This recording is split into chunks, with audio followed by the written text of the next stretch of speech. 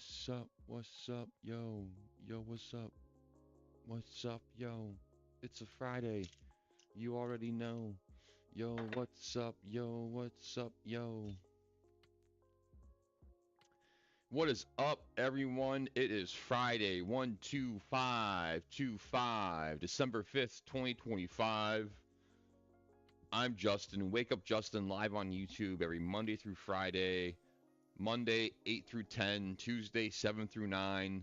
Then Wednesday through Friday, 8 through 10, I will be here. I will be live in the morning, drinking my coffee, talking my shit, pardon the French. Sometimes I just get, up in a whirlwind. How's everyone doing out there? Hopefully you had a good Thursday. Uh, my Thursday was all right. I just wore the wrong shoes to work yesterday. That was all, and that was not good. My dogs were barking when I got home yesterday, and let me tell you, for sure. What are we up to on today's stream? I don't even know what we're up to on today's stream today, really. I kind of woke up kind of tired. I'm not gonna lie to you guys. I woke up kind of tired today. I don't even know why. I mean, I got up around. I got up around. Went to bed. I got 10:45, 11 o'clock last night. It's like I stayed up. I didn't even stay up that late, really. But man, I don't know. I just feel tired today for some reason. I don't know why. I never really feel that way, so don't know what to tell you. I was thinking about just playing some games today on stream, but I don't know if I really want to do that, really. But I haven't played any video games on stream in a very long time, so I'm not sure what we're going to do today on stream. We'll probably watch a video or two for sure. I got coffee working right now. Um, it is the weekend, Friday. Working all weekend. Then I always got Sundays off, of course. I think about doing a gaming stream Sunday, maybe. I'm just hanging out Sunday, just chilling. If you want to come in, stop by, you can. I'll probably be here live, relaxing a little bit, doing my thing.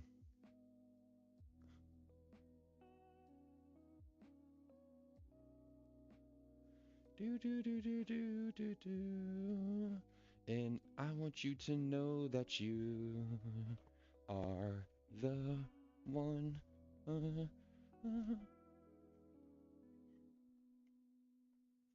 Ooh, hello. Coffee being poured. I don't have a coffee machine. I have like an overpour thing. It's like a super cheap one though. Not very fancy overpour.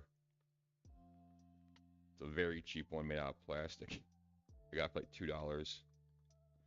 You just put a filter on top of it, pour your coffee grounds in the filter, and just pour hot water over it, and just, gravity does the job and just drips, drips, drips. Coffee, coffee, coffee. I don't know what I would do without coffee, man, for real. I don't know.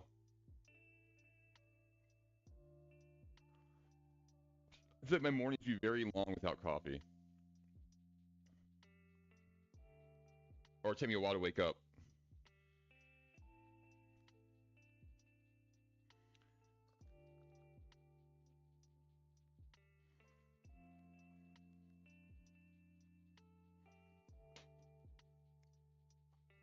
I was drinking tea for a while there, and I stopped drinking tea, but tea's also good. I don't mind tea either. It has to be the right kind of tea though, you know? It's gotta be the right kind of tea for me to enjoy it. Otherwise I don't like it. Like apple cinnamon tea is always good. I like that kind of stuff. Like apple cinnamon tea.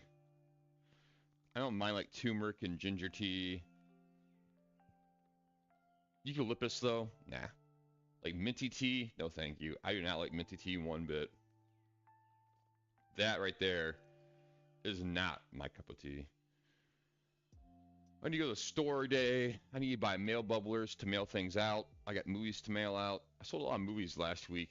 Probably because it's the holidays, though, so everyone's probably buying stuff and Christmas shopping for their family. I sold Escape from New York, which I believe is over here, but I don't think it is really. Yeah.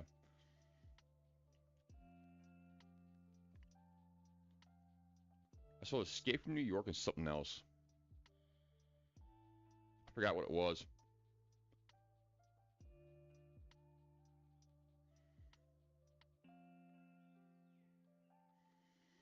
My bookshelf up here has books on it and movies, of course. It's got both the best worlds, you know. Did I already do these? I haven't done these movies. I haven't sold these ones online yet. Where is it? I don't know where that movie is. It might be in my other room. Where my other movies are.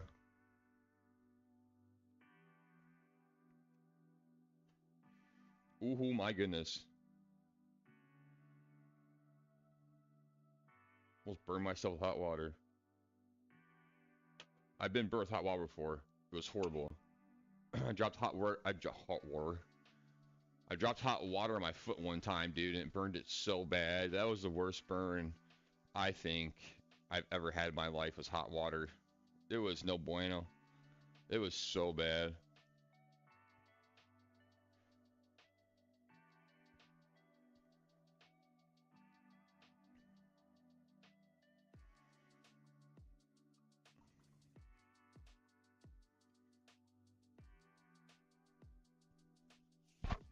I become impatient waiting for my coffee, you know.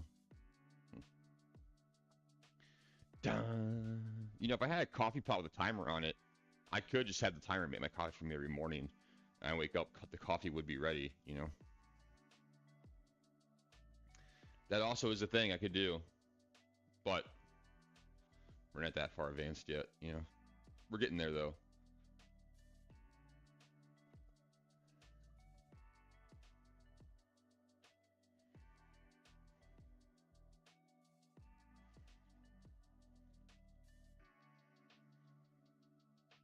Right now, this is taking a while. I apologize.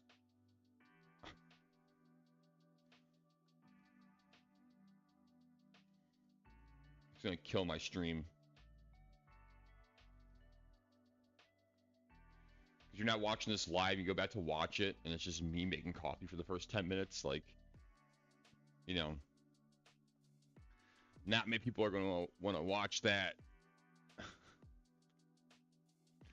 Gym, store today, mail out movies, and then I don't know what I'm going to do. Maybe edit videos today, try and make a video or two today before I work at 4 o'clock, and then I work all the night from 4 to 10. So I definitely won't be, you know, here at all. So I'll be at work all day.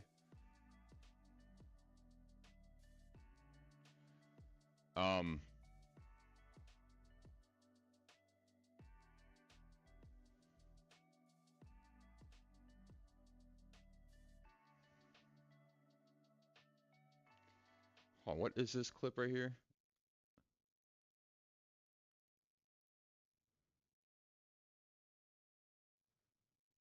It's actually funny. It was December 18th. I remember because that's an important date to me. Why? And it's Joseph Stalin's birthday. Oh. I'm a fan. You're a fan of Stalin. Mm-hmm. Always an admirer. But we don't need to go into that, I guess. Like, Well, that's okay. Let's get back. Well, We'll circle back to that. And then he called you a gay fed. Oh, hold on. I did watch the other clip. I can't believe it's our last. I did watch all that interview.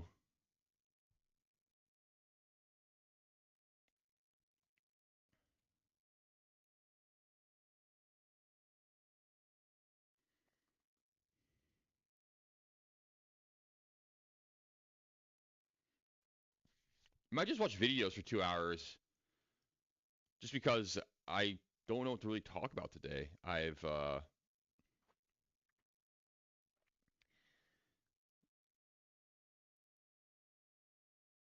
need to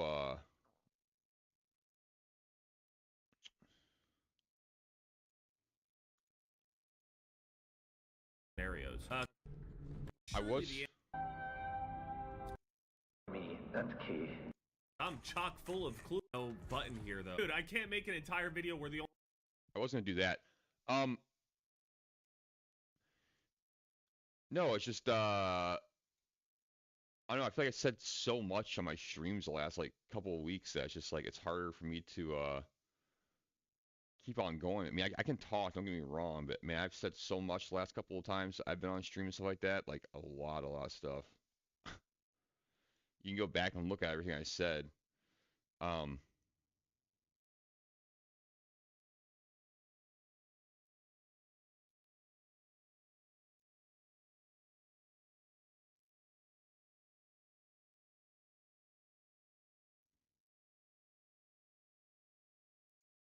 Dad, are you okay? Do you have a headache? No, I feel you're very stupid. You don't have insurance. You know, you don't know Okay. how to live. Okay, I'll get it. I'll get it. Don't know how to take care of yourself. It's very stupid. That's why I'm not happy now.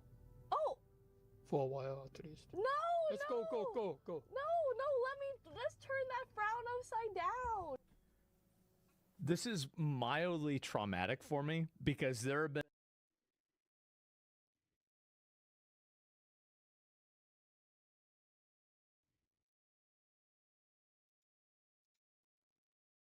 He passed away. Did it without making a fuss or any claims for himself. In all those years on the road, he found hundreds of individuals who had that wonderful grace. And once, most memorably, he found an entire family, too. This is a long road. It took 9 children out of the cotton fields, out of poverty. That's a good one. When they leave. That's right. That's true. Most reporters stick their noses in where they're not wanted and make enemies of some kind. Well, they're real reporters. I never was one of those. This is your... What you took on this weekend? Make Mondays. On the occasion of Andrew Wyeth's 80th birthday, Sunday morning we'll spend time with the first family of American art. And that is all. We are loath to let go, but there's no choice. It was on Easter Sunday of 1994 that he sat here last and bade farewell to you viewers of Sunday Morning. He always did say everything best, and so I think we will let him do what we cannot bring ourselves to do. In any event, we could not say goodbye to him as well as he said goodbye to us with a poem by Clarence Day. Farewell, my friends, farewell and hail. I'm off to seek the Holy Grail. I cannot tell you why. Remember, please, when I am gone, 'twas aspiration led me on. Tiddly, widdly, toodaloo, all I want is to stay with you. But here I go. Goodbye.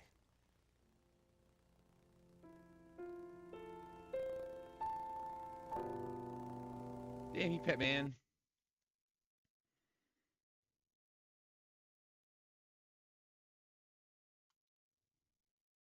A 107-year-old viral star grandma has some advice for you. Louise Bonito is 107 years old. This goes in the back room. I talk when I do things. No, I just put it in the back room. Here. When I cook, I don't want stuff around the table. 107? I mean, 5 years ago, but still. You could throw the garlic in here. I did. Oh, did you? Yeah, and the parsley. Yeah, I saw it. Here, take over. All right. What a grandma. Thank God. In between, you gotta sit.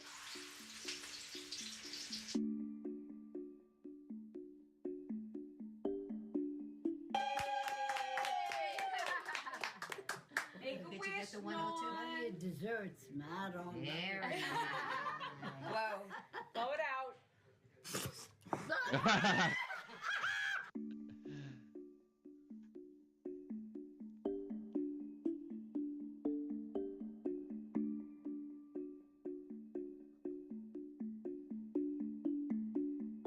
All right, this next video doesn't mean much setup. Shows a 102-year-old grandma about to blow out her candles. Well, at least she tries to. It went viral. Desserts, madam. And she's got a great sense of humor about it, and is quite spry at 102. I love this smile after that. She's like, whoops. She's adorable. Adorable.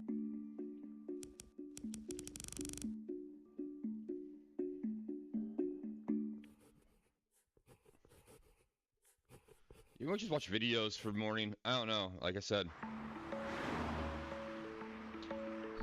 North Haven, Connecticut, huh? Oh yeah, I've seen that cover before. You have a general attitude about life, right? Yeah. I mean, don't hold grudges, and always try to look on the right side of life. Because if you hold a grudge, honey, and you keep thinking and thinking and thinking, then finally you say, but what did I get mad for? So eventually that's going to disappear, right? I don't believe in being mad at anybody. She lives alone too. I usually get up around 7. Same. Get up, make breakfast,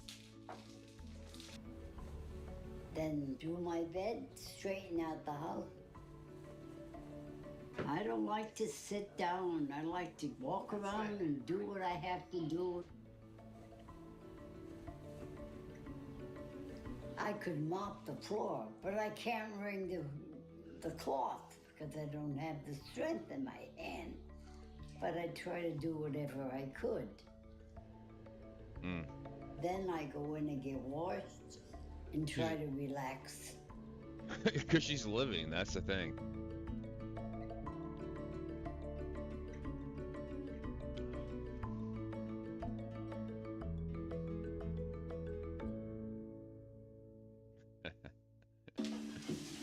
Four eggs, anyway. You make your own breadcrumbs because you don't like to waste.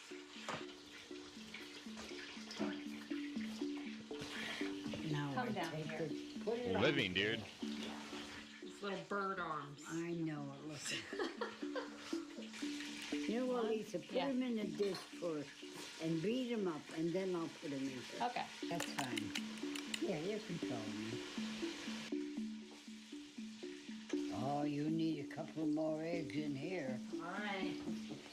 I take every day as it comes. So when there's a good day, I take advantage of it.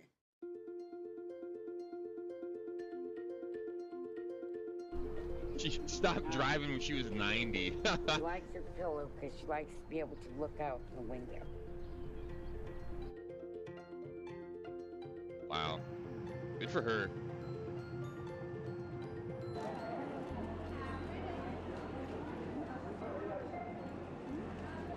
I think I could do this. But the marshmallows, there's only a few. They're good.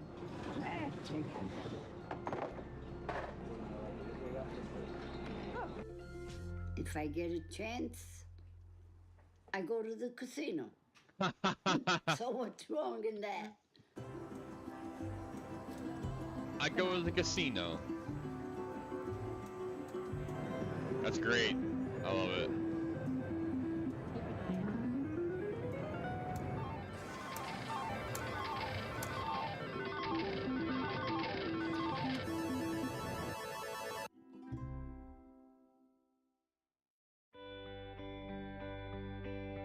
I don't say to somebody, either you're Jewish, you're Italian, or you're black, or whatever you are. I always welcome them. Did you learn that from your parents? Oh, They my opened their father door had to open everybody? house, yeah. And you said how your mom used to feed people. She used to take food off the truck that my father used to peddle at night.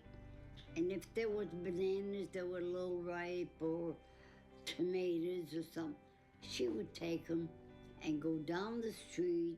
She knew there was a family that didn't have any money, not that we had money, and give it to that family. Even people have changed. They were more friendly. If you were sick, they came to visit you. and they would bring you a chicken or a dozen of eggs. And believe me, when they used to come with that food, it was really welcomed. Get a can of pastes in that pantry there. I agree. A lot of people. I agree with. I agree. She says people have changed. It's like I watch these old videos, what people did back in the day, stuff like that. It's like you couldn't do that nowadays because people would take advantage of it. They don't know how to respect it. They don't know how to take care of it.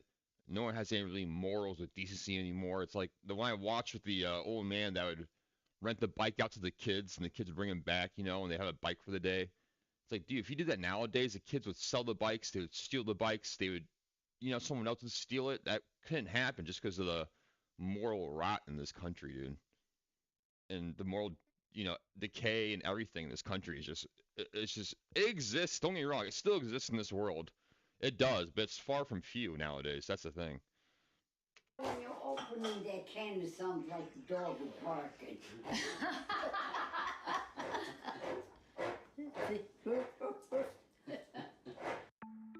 Small as I am, I never had to worry about having a date or anything. There was always somebody that was willing to take me out and have a good time. One day last week, Al Lee's daughter was here. She said to me, I want to ask you something. I said, yeah, go ahead. What do you want to ask me? Did you have sex before you got married? I said, no. You don't do things like that. When I was growing up, you know? Oh, my God. But to each his own.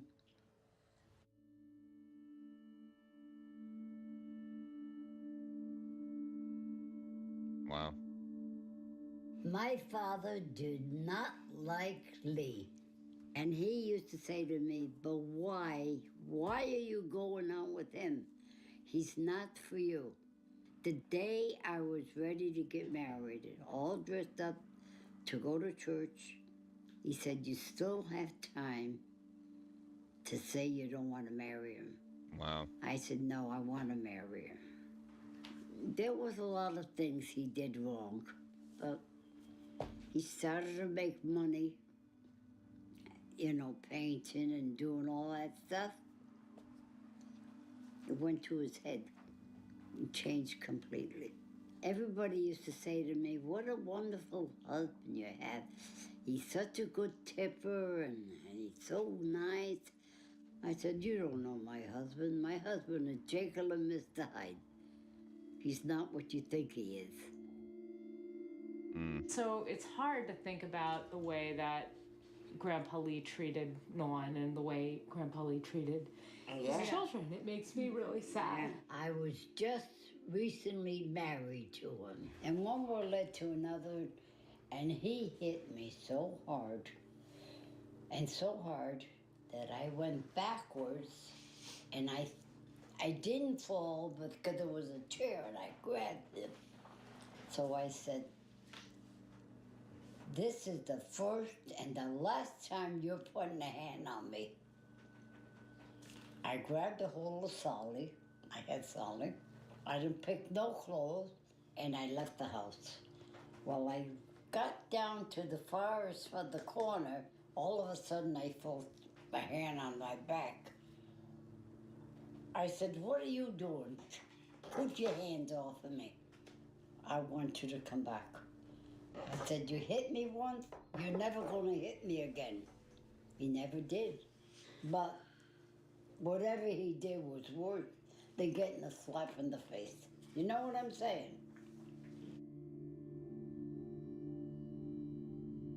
Wow. Wow. I want you to have an abortion. I said, you took me once, you took me twice. No more abortions. I said, that's it. No questions. He wouldn't even ask me. Come on, I'm taking you out. I said, wait a minute. Where are you taking me? Oh, I want to surprise you. And all the while, he was planning on taking me to a woman that would give me an abortion. I said, this is wrong. So, you know me, I said, well, he's my husband. What am I going to do? So I had the abortion. And that was the time I was in bed for a week. With all that my husband did against me, Yeah. I still don't hate him. All right, now the sauce is cooking. You want a whole can of paste in here? Yeah. All right, I don't need that. I make sure my oil is hot, and then I put the meatballs in. Not hot. No. Not even warm. Should I load her up? Yeah.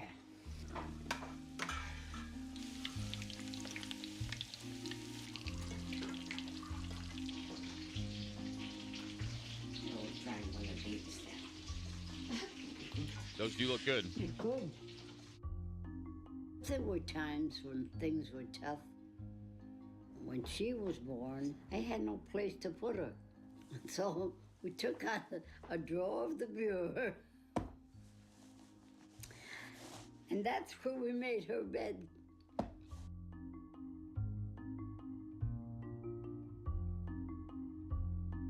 How did you support all those kids? You had 5 kids. I was doing alterations. That helped me pay the bills and all, because he didn't want to give me no money. I went to work in a factory making shirts, working with my sister Angie. God bless her soul. She said, I'll get you a job. You work next to me until you know how to manage the work. So when my sister gave me $5 for the week, Yeah. and then I said to her, $5? I worked all week with you. She said, oh, all right, wait a minute, I'll give you more. This was my sister, God bless her soul. I said, oh no, this is not gonna work. I said, Angie, I wanna go on my own. Okay, she said, that's fine. And the first week I was with her, I made $20. And I thought I was in heaven. I said, all right, that's it. I'm not doing nothing else with anybody, partners. If I gotta do something, I'm gonna do it on my own. And that's what I've been doing all these years. And I find that I'm better off. Why didn't you ever get remarried? I've gone through too much. But one of them, I don't want nobody with me. But you know what? Got 2 other wives who used to come here. So one day he said, come on, let's go on the couch. I said, oh yeah, come on, I'll tell you where we'll go. There's the door, get the hell out of here, I said to him. I finally had to tell him. I wouldn't allow him in my house after a while. I mean, but why should I? You want him to come in just to have sex and then go out? He had his own wife. I said, leave me alone. Didn't want to hear. So I took the picture, aluminum picture with light aluminum, picked it up. I said, you son of a... You don't leave me alone, I'm going to hit you with this. You son of a... He said, you never do that to me. I said, I won't. Took the picture and I hit him on the head. I think I still got it downstairs. The picture that I got the bump in it, you know? When did you start praying to St. Anne?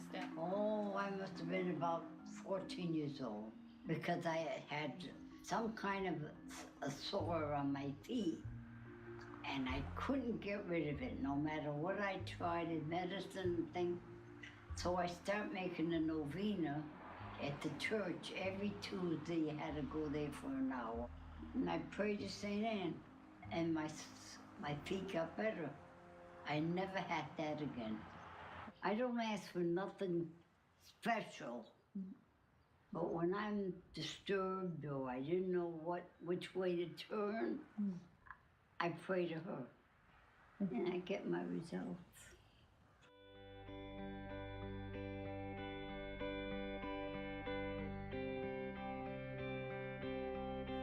But I really am blessed. Thank God I have my family. Good grandchildren, great-grandchildren, which I look forward to on a Sunday that they come, and they all respect me. which is more than $1 million. How you doing? How are you, Mom? Yeah. Looking good. Thank you. Where you going? Birthday girl. Back there. Good. Mina. Great to see you.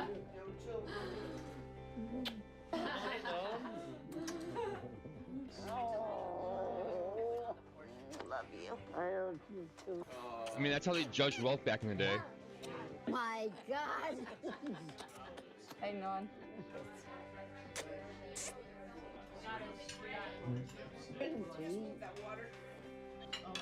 That's how they judged. It starts from her 15, father, George. 17? Who was her father? Henry or George or? Romaine has got the most calcium. Lauren, you want to You take a guys salad? want salad? Well, you're very sensitive to that, but yeah, it has a little bite, going a down little spicy. You got the recipe for artichoke soup Where'd you get the recipe? online. Sorry for Really reaching weird. there. No, So nice to lean on other people. I would just let it go. And that's how I survived. But I don't believe in, I don't hold grudges. But maybe sometime I should get it. And whoever comes, give him a kick in the ass.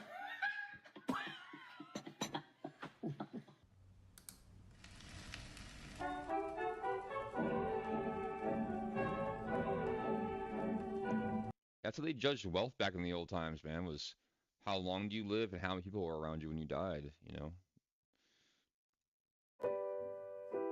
I'm enjoying my childhood. Fine.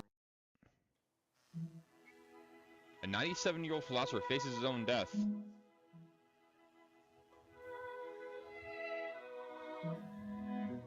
Let's see what this is. Man in a nursing home reacts to hearing music for the first time.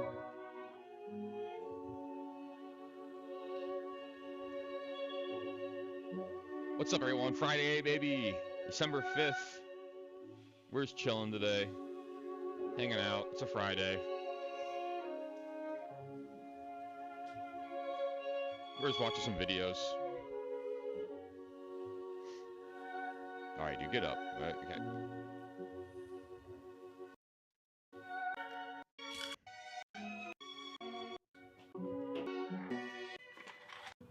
Interesting experience. I'll say that. It's very difficult for people who have not reached a state of old age, whatever that is. Very difficult for them to understand. Sun's just now coming up. Psychology of it, what is going on in the person. How are you feeling? Oh, feeling okay, thank you. Pretty good. All of it. Are you anymore? Oh. You do. Okay. And Your coffee? thank you. I am 97, which is a big surprise to me. At this age, naturally, I think about death.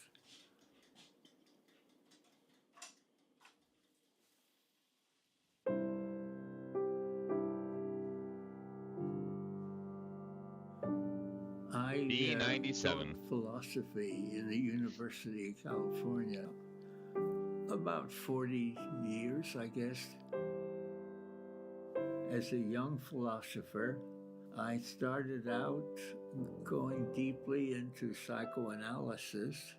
I have published books on self-deception and Chinese philosophy, and I also was working in the theory of ethics and the law, problems of responsibility, in particular in connection with alcoholism and drug addiction. Wow.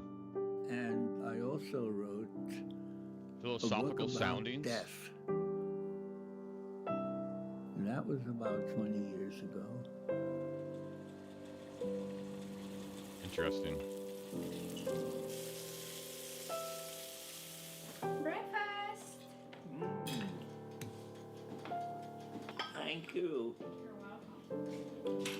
Looks beautiful. in the book about death. What I said was, in a nutshell, is there's no reason to be afraid or concerned or anything about death, because when you die, there's nothing. I mean, you're not going to suffer, you're not going to be unhappy, you're not going to, well, you're just, you are not going to be. Bacon is good. Mm-hmm. The bacon. It is good. I like this kind of, That's your favorite, right? yeah. It's good. I mean, at a certain point, there's nothing. So it's not rational to be afraid of death. I now think that is not a good statement. You don't respect it Because enough. I think it's important to figure out why it is then that people are afraid of death. Why am I concerned? Because you're trying to survive this. You're surviving. About it. My argument was there's no good reason for it. My sense of realism tells me, well, no good reason or not, it is something that haunts me, the idea of dying soon.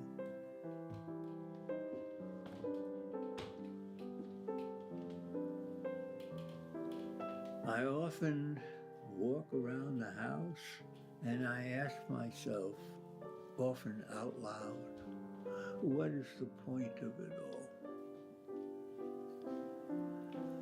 There must be something I'm missing in this argument. You've done it. You lived it. You lived life. That was the whole point, was to live life. I wish I knew.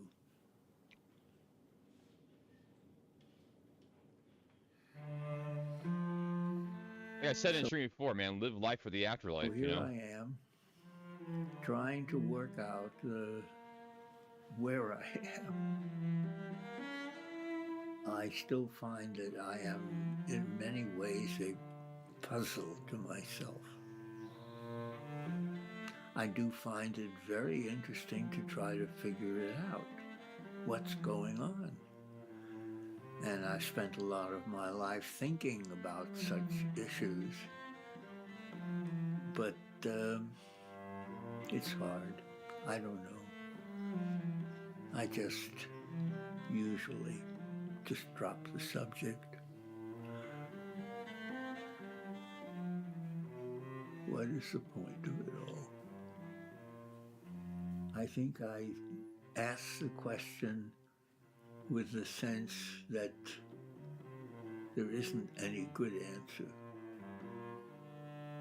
It's a kind of ironic question. I think the answer may be, the silent answer may be, there is no point. Wow. It's a foolish question. What a downer, dude. Okay, that's enough of that guy. Just a downer. It is. Just a downer. Okay.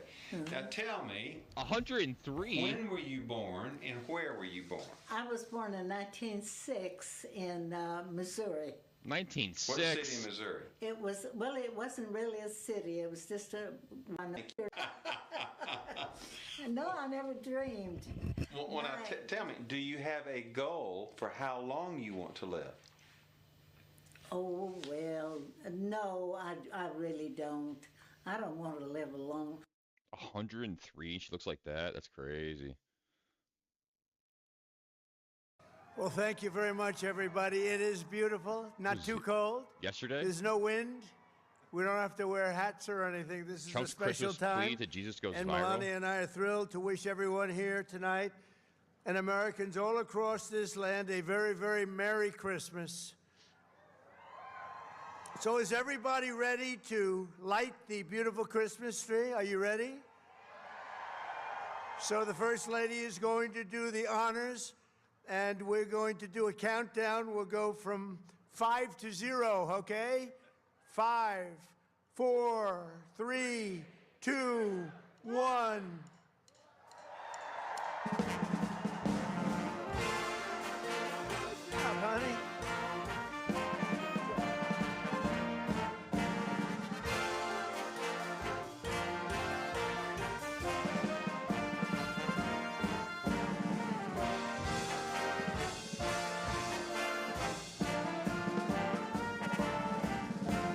The question is, so is that even really them? That's the question.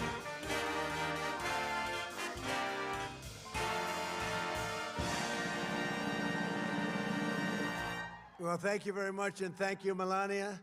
And it's a beautiful job they did on creating that tree. It's a beauty. And let me also recognize Vice President J.D. Vance and Second Lady Usha, as well as Secretaries Scott Bessent, Pete Hegseth, Attorney General Pam Bondi, Secretaries Doug Burgum and Robert F. Kennedy Jr., Administrator Kelly Loeffler, and their wonderful families are doing a fantastic job. And I see out in the audience the great one, Wayne Gretzky and Janet. Thank you very much, Wayne, for being here. He's used to this kind of weather. Let's also express our gratitude to the great people of the National Park Service, their incredible performance. The Beach Boys, they rejoice at the miracle in Bethlehem more than 2,000 years ago. Rejoice. During this holy season, Christians everywhere rejoice at the miracle in Bethlehem more than 2,000 years ago, when the Son of God, our Lord and Savior Jesus Christ, came down from heaven to be with us. You're right. Full of grace and truth, he brought the gift of God's love into the world and the promise of salvation for every person and every nation. And we just settled another war today. You saw that with Rwanda and the Congo. It's been going on for 34 years. Millions of people killed. Could be 20 million. They don't know what the number is, and we just settled it today. That was a big one. We're very happy to announce it on this important day. Tonight, this beautiful evergreen tree glows bright on the dark and cold winter night and reminds us of the words of Gospel of John, "In him was life, and that life was the light of all mankind." Beautiful words. With the birth of Jesus, human history turned from night to day. His word and his example call us to love one another, to serve one another, and to honor the sacred truth that every child is specially made in the image of God. For 250 years, think of it, our country is 250 years. This is a big year. I'm so happy that our presidency was delayed. Otherwise, I'd be sitting home watching television, not being invited. I would be extremely upset. And remember, we have not only the 250 years, but this is a big one. We have the World Cup, and we have the Olympics coming up, all within this 4-year period. See, if they didn't rig the election, I would have been sitting, can you imagine? I wouldn't have any of them, and I probably wouldn't have been invited. I would have been very upset by that. But America has stood tall in part because millions of our citizens have heeded that call, and the faith and service of Christians have been essential parts of America's strength from the very, very beginning. Incredible. We love the Christians. We love all religions. And by the way, religion is coming back to the USA. You see that very strongly. So this Christmas season, let me say thank you to everyone who serves the needy and lifts up the communities inspired by faith. Thank you to the police, law enforcement officers, first responders, ICE, and Border Patrol agents who risk their lives every day to defend the innocent, protect the good, and keep the evil and danger at bay. And thank you to the men and women of the United States military, including the brave heroes of our National Guard here in Washington, D.C., where we've set a record for lack of crime in 28. A great place, and I want to pay my highest respects to those two great guardsmen. You know who I'm talking about. They paid, in one case, the ultimate, and the other Andrew is getting better. Sarah, unfortunately, is watching from a high, watching from heaven. Her parents are so incredible, and Andrew is hopefully getting better. He got hit hard defending us, and I just want to pay my respects to them, two incredible people, unbelievable people. I spoke with the parents and met the parents today, met the parents of Andrew, and they have spirit and they love our country so much you wouldn't believe. But as a nation, we have much to be grateful for. On this holiday season, our border is secure, our spirit is restored. Most secure border we've ever had in the history of our country. 7 months, and nobody has come in illegally into our country. Nobody, not one. Our economy is thriving, inflation has stopped, our nation is strong, and America is back bigger and better, stronger, better than ever before. Think of it. And we're making peace all over the world. We're settling wars at levels that nobody's ever seen before. 8 of them. We're looking for one more. That's Russia, Ukraine, if that's possible. And I think we'll get there eventually. Last week, 8,000 soldiers killed. Last month, they had 27,000 soldiers needlessly killed. We got to get that stopped. We're working very hard on it. Just over 1 year ago, our country was in very, very serious trouble. 1 year ago, you imagine, we did this, and all leaders feel that. So as we prepare to celebrate the miracle of Christmas, we thank God for his many blessings, and together we rejoice at the true source of greatness, happiness, and strength. The good news is that glorious nights, 2,000 years ago, think of it, 2,000 years ago, it was indeed a glorious night. So I want to thank everybody here. I want to pay my deepest respect and love to all of our great citizens, like 350 million people. We love them all. Whether you like them or not, we love them all. We want to take care of everybody. We have to take care of everybody in our country. I want to wish everybody a very Merry Christmas and a Happy New Year, and have a good time. And you're going to see some great entertainment. Thank you very much, everybody. Merry Christmas, Happy Hanukkah, Happy New Year. Thank you, everybody. Thank you.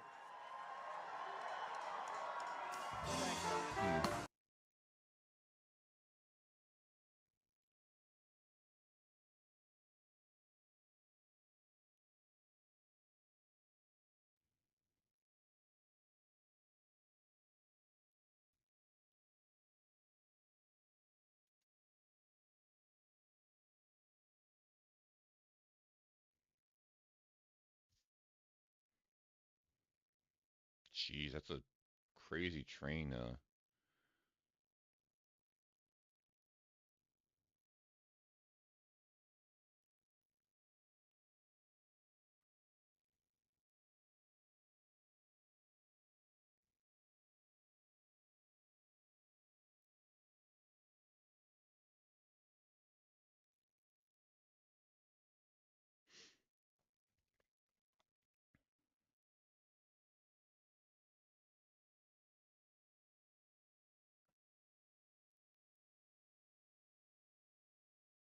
Where is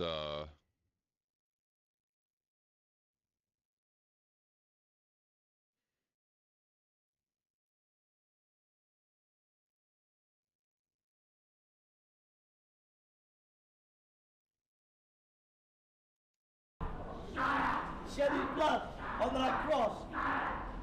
So when you're preaching, this is what happens. He gave his life for you. Praise his name. What you're about to watch is a very disturbed man who started screaming while our friend Jason was preaching the gospel. But what I didn't know is there is actually a part 2 to this story, which Brian is going to share with us right now. I heard the scream, and it cut right through me like a knife, to be honest. I think it did all of us, and we were just all kind of like, what on earth is that?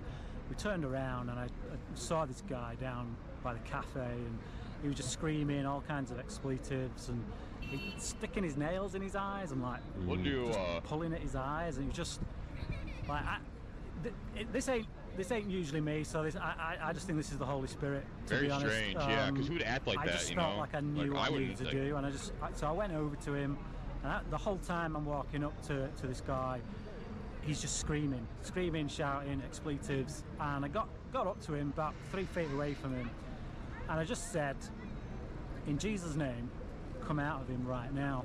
And instantly his demeanor changed. He stopped shouting like straight away, like a switch had been flipped. And he became so much calmer and so much more kind of, I don't know, just a completely different person. And I just like, look, I'm not going to go out there on a limb and say right off the bat it was a demon, it was this, that, and the other. You know, whether it was mental illness, whether it was alcoholism, or whether when you're preaching, this is what happens. Praise his name. Jesus can deal with every problem. He can deal with everything. He can deal with his problem. Don't worry about it, lad. He can deal with it.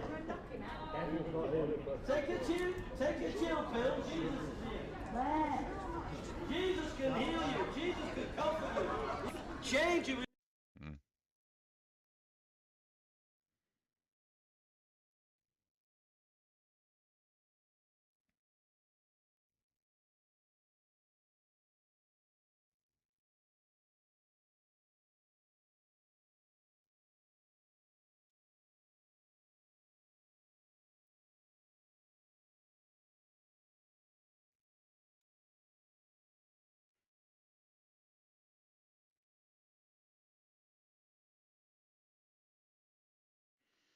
Where was the one I was going to watch with the 110 years old? In America, there's a couple of them born somewhere else, foreign country, but I'm the oldest U.S. citizen. That don't mean nothing. Don't mean a thing. No secret at all. No secret at all. It's just the good Lord, I guess, has just allowed me to live this long. Keep your mind and body moving all the time. Yeah, how are you today? I'm good. Good. Good. Yeah. It's been another beautiful day. Oh, another nice day. Got a good memory. Okay, that's the trouble. I remember too damn much. When you go through everything back from 100 years ago, kerosene lamps, people don't realize how tough it was. Walking, nothing to ride, no school buses or nothing like that. I quit smoking cigars in 99. 90. If they were allowed to smoke, I'd be still smoking. It's going through life is what's the tough thing. That's being the oldest or the youngest, which is better. Both have a way to travel, you know.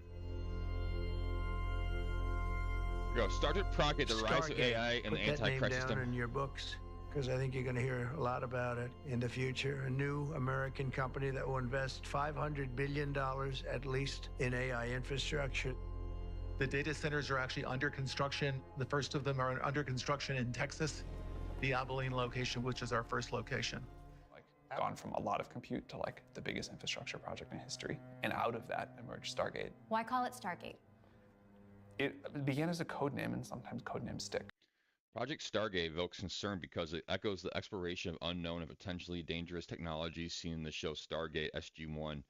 When tied to AI, people fear that we're opening a gate to powerful systems we don't fully understand or control. Yeah, because I have oh, that's Battlestar Galactica. I don't have Stargate. But it means something, right? The design of one of the very early layouts of a data center looked a little bit like Stargate from the show. Tell us a bit about what, because you're right at the forefront of this revolution, what it means for what government should do in terms of its digital infrastructure, you know, digital ID, data centers, and so on.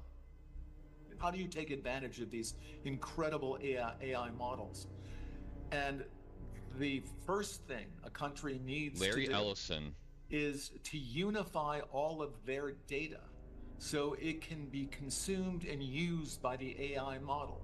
You have to. This is once again though why I said about them liking predictability and why they want everyone's data. It's for predictability. It's because they can predict everything you're gonna do, the next move, the next war, the next everything. They'll be able to predict it all, and with able to have a world of predictability means you can have 100% control of everything, and that's what they want. They want control of everything.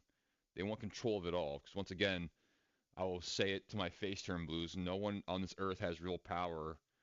Only Jesus Christ and his Father have the power. No one else has actual power anywhere in this world, universe, galaxy, whatever you want to call it. No one has any power except for Jesus and his Father. So they just want control. They want everything to be predictable, because if things aren't controlled or predictable, then they have no power. They have no control, period. That's why they want everything to be predictable.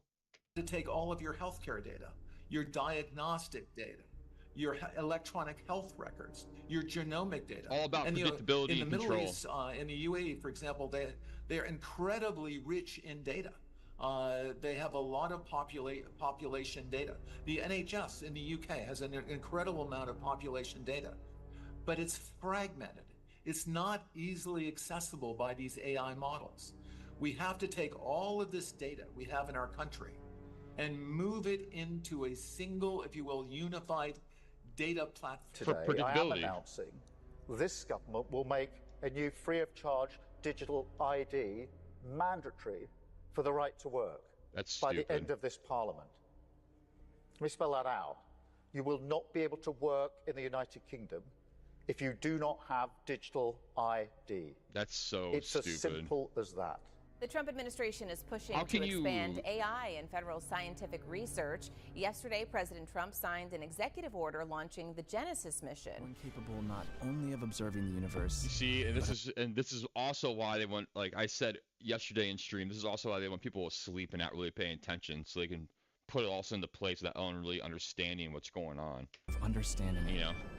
Genesis mission will transform how science is done in America, uniting our brightest minds, most powerful computers, and vast scientific data into one living system for discovery.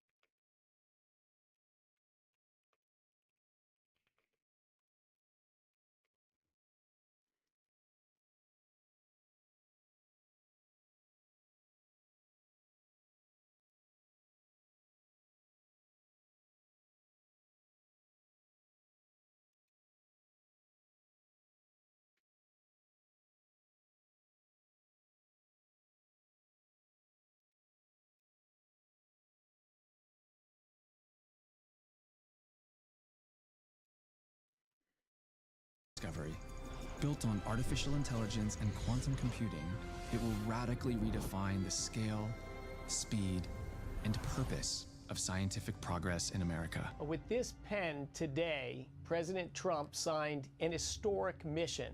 This is reminiscent of the Manhattan Project that brought World War II to an early and successful end, similar to the Apollo projects that put a man on the moon in 1969. This is an all-in national effort to take the power of AI and pair it with the 40,000 outstanding scientists and engineers at our national labs to use the world's largest supercomputers to advance innovation and science, to give better economic opportunities for our citizens, to make longer and healthier lives possible. Today was not incremental, Brett. It was transformative. But the project announced today is really about applying AI to science and to engineering and to national security. We are starting tonight in Washington, where a high-profile dinner is going on right now at the White House, and the guests of honor are the tech titans that control nearly all aspects of our digital lives in some way or another. And it might look like a lot of pomp and circumstance, but the power dynamics at play here are going to be some of the most consequential of our time, even if we don't see them on camera. You can see all of them sitting there right now. Mark Zuckerberg sitting next to the president, Bill Gates sitting next to Melania Trump. There's David Sachs. None of these people have any power. None of these people have anything. All around that table, sitting there wearing their suits. And we heard from some of them just in the last hour, and it seems like a lot of it was about who's making what kind of investment in the United States and how the Trump administration is helping them. Listen. Well, thanks for hosting us. I mean, this is quite a group to get together, and I think all of the companies here are making huge investments in the country in order to build out data centers and infrastructure to power the next wave of innovation. So it's we don't often get together as the CEOs of the different companies, but it's good to see everyone. Thank you so much for getting us all together, and thank you for being such a pro-business, pro-innovation president. It's a very refreshing change. We're very excited to see what you're doing to make all of our companies and our entire country so successful. And I think we're at the cusp where these AI models are about to become profoundly useful, kind of beyond the, okay, wow, it's cool, can do that, but actually day-to-day incredible utility, incredible productivity. The AI moment is one of the most transformative moments any of us have ever seen or will see in our lifetimes. We could be, making sure the U.S. is at the forefront, and I think your administration is investing a lot. Already the AI action plan under your leadership, I think, is a great start, and we look forward to working together, and thanks for your leadership. Great job you're doing. Incredible, really, job. This is a most incredible time. AI is going to change everything. You hear all of us saying that, but the fact that you are our president and you recognize this right away and you've unleashed American innovation and creativity, because it is all of these young people who can't be afraid of new technologies. They literally have to embrace it and make. Oracle aimed to expand the reach of its cloud infrastructure. Oracle has partnered with Microsoft and Amazon to install its exact data hardware in their data centers. This collaboration allows Oracle to deepen its cloud services offering by combining its industry-leading database technology with the immense scale of Microsoft, Azure, and Amazon's ASW platforms. What is XData? XData is Oracle's high-performance database machine designed to run large-scale enterprise applications. It combines hardware and software optimized for database workloads, ensuring fast processing, high availability, and scalability for customers who rely on data-driven business models. The partnership by Oracle has traditionally operated in its own cloud infrastructure. The partnership makes significant shift by embedding XData hardware into the data centers of Amazon, Microsoft. Oracle can offer customers hybrid cloud solutions, enabling them to run Oracle databases seamlessly across AWS and Azure platforms, while also leveraging the performance and capabilities of Microsoft Azure. Blah, blah, blah.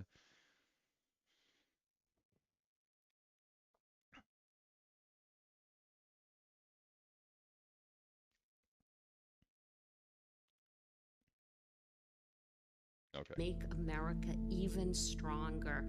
And that focus was very, very critical. And I think this is the most exciting time in America ever. The work being done by the people at this table is changing the world. It's coming fast. So it's great, we all get together and talk about how the U.S. can lead in this key area and apply it even to the poorest outside the U.S. as well as to our great citizens. So thank you for incredible leadership, including getting this group together. Thank you, Bill. That is very nice. Have you ever had one of those moments when everything seems to be changing around you, but you can't quite put your finger on why? You wake up, go about your day, but deep inside there's this feeling that something big is unfolding, something that will change the world as we know it. The world is not just changing. Like I always say, man, one day you're going to wake up and the whole world's going to be changed. One day you're going to wake up and literally everything's going to be so different. You won't know where it came from or how it happened. Being prepared, and if you're not watching closely, you'll miss it. Global events, technology advancing at lightning speed, things that were once considered science fiction are now a reality. You see, there's a prophecy from thousands of years ago written long before the internet, AI, or even the most powerful nations ever existed. But as we look around today, we can see that these ancient words are coming to life in ways we never imagined. What if I told you that the rapid growth of artificial intelligence, the global surveillance systems, and even the rise of certain world leaders are all part of a grand plan, one that was foretold in the Bible? The signs are all around us, but do we know how to read them? It's like you're standing at the edge of something monumental, something that's about to shift everything as you know it. You wake up each morning, go about your day, but deep down there's this sense that things are accelerating, that we're on the verge of a major turning point. If you felt that way, you're not alone. The world around us is changing faster than ever, and it can be hard to keep up. We're living in a time where things that were once only imagined are now happening right before our eyes. Technology is advancing at a pace that was once unimaginable. Artificial intelligence is growing, surveillance systems are expanding, and geopolitical tensions are rising. It's all happening at once, and it feels like we're on the edge of something bigger. But what if this isn't just coincidence? What if all these changes, all these events happening in the world are part of a much larger plan, one that was foretold thousands of years ago? This is what I want to explore with you today. You see, there's an urgency to the times. We're living in a prophetic urgency. The Bible is filled with prophecies about the end of times, about a kingdom of darkness that will rise up, and about the return of Jesus Christ. These aren't just ancient stories or words of comfort. They're road signs guiding us to the final chapters of human history. What if all these signs we see, AI, global control, even the rise of certain figures on the world stage, are actually part of God's divine plan, unfolding just as the Bible said it would? I'm not here to scare you. I'm here to awaken something in your heart, because the Bible makes it clear we are not just bystanders in this story, we are living through it. And if we understand the times, we can live with purpose, with clarity, and with urgency. The urgency of the prophetic times is real, and it's time for us to wake up and pay attention. As we take a step deeper into understanding the times we're living in, we can't ignore one of the most pressing issues of our day: artificial intelligence. Now, I want to make something clear from the start. AI in itself isn't evil. Technology, when used for good, can be a blessing. Whether it's in medicine. Once again, it's like the intent, the heart of the person, the intent and the action they take with what they're doing. That's what makes it good or bad.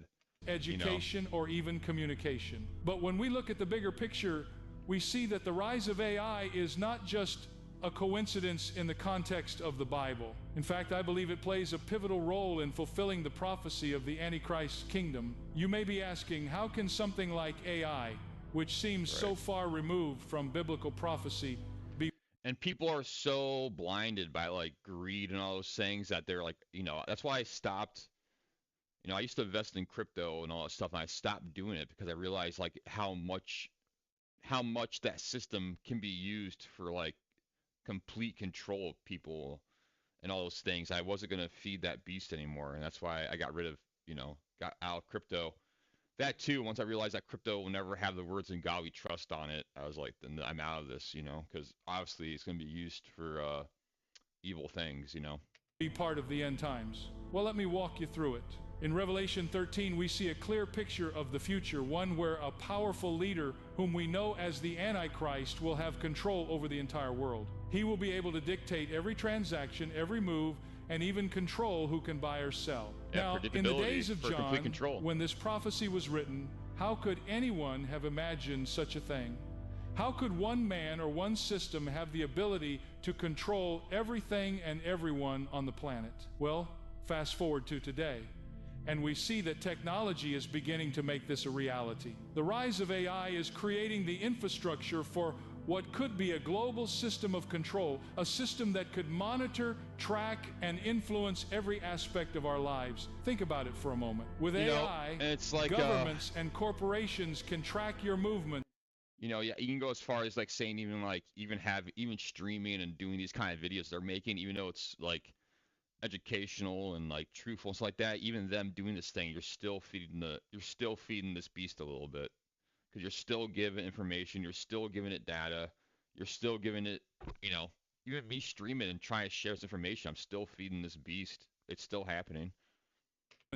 Analyze your behaviors and predict your decisions. They know what you buy, where you go, what you believe, and even what you're thinking. Yeah, it's this is not predictability. science fiction anymore. It's happening right now. In the Bible, we read about the mark of the beast, where people are marked on their hands or foreheads in order to participate in buying and selling. For centuries, many theologians wondered how this could possibly come to pass. But now we see that AI has the potential to create a system of control that makes this mark not only possible but likely. With the rise of biometric technology, which uses our unique physical characteristics like fingerprints, retinal scans, and even facial recognition, AI can easily track and identify every individual on the planet. And this isn't just happening in one country, it's happening globally. AI's reach is expanding, and it's becoming more integrated into our lives every day. As AI advances, it creates a global infrastructure that could be used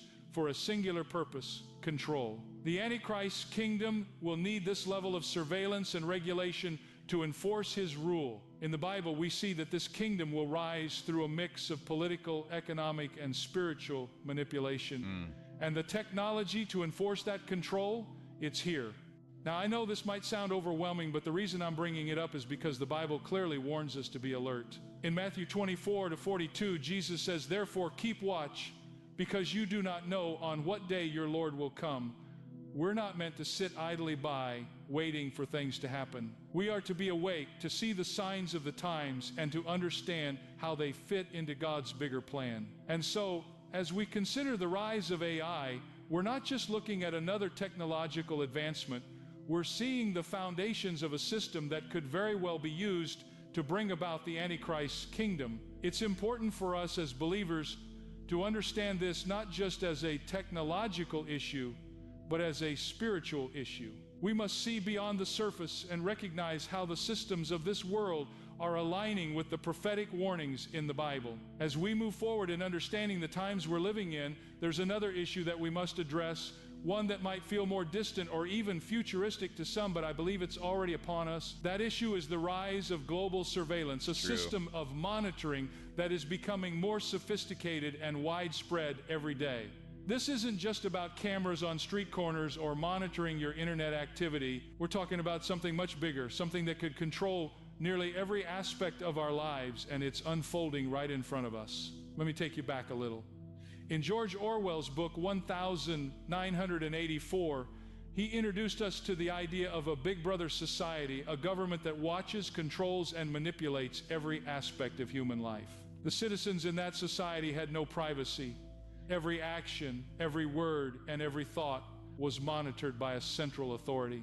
At the time, it seemed like a dystopian nightmare, but today we see the technology emerging that could make something like this a reality. We already know that AI is growing at an incredible rate, but when combined with advancements in surveillance technology, it becomes something far more powerful. Take, for instance, facial recognition technology, a tool that can identify a person with almost no effort. Whether you're walking down the street or just making a purchase at the store, this technology can track your movements, your identity, and even your behavior. In many places, it's already being implemented. In some cities, cameras are set up on every corner, scanning for faces and matching them against databases. It's not hard to imagine a time when Every public space, every store, every street is under constant observation. When I go out in but public. It doesn't stop there. Imagine a world where every single transaction you make is tracked not just by credit card companies or your bank, but by centralized systems that tie everything together. From your grocery store purchases to your online activities, all of it can be monitored, stored, and analyzed. And it's not just governments doing this. Corporations, too, are collecting an increasing amount of data about you, your preferences, your habits, your desires. It's all being cataloged. You might be thinking, this is just to keep us safe, right? To protect us from crime or terrorism. But here's where it gets troubling. In Revelation 13, we read about a time when the Antichrist will rise to power, and one of the key aspects of his rule will be control over the world's economy. In verses 16 and 17, it says that the Antichrist will make it so that no one can buy or sell without receiving his mark. And how will this?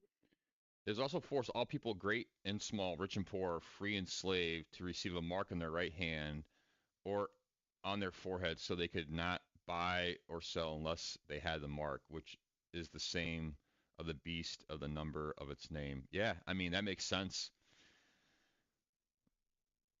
I believe all this. I mean, that makes sense 100%. I've done enough studying and reading and stuff like that where all this makes 100% sense, dude.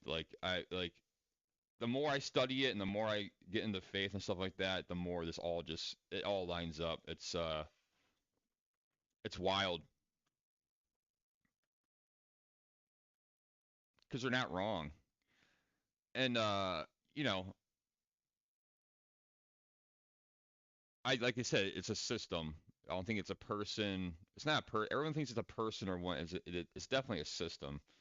I think they've tried this system many a times before in history, and this is why, Revelations is a thing, because this has happened before to us, I believe. It's like, I'm not sure if you ever watched that movie Cloud Atlas with Tom Hanks and Halle Berry.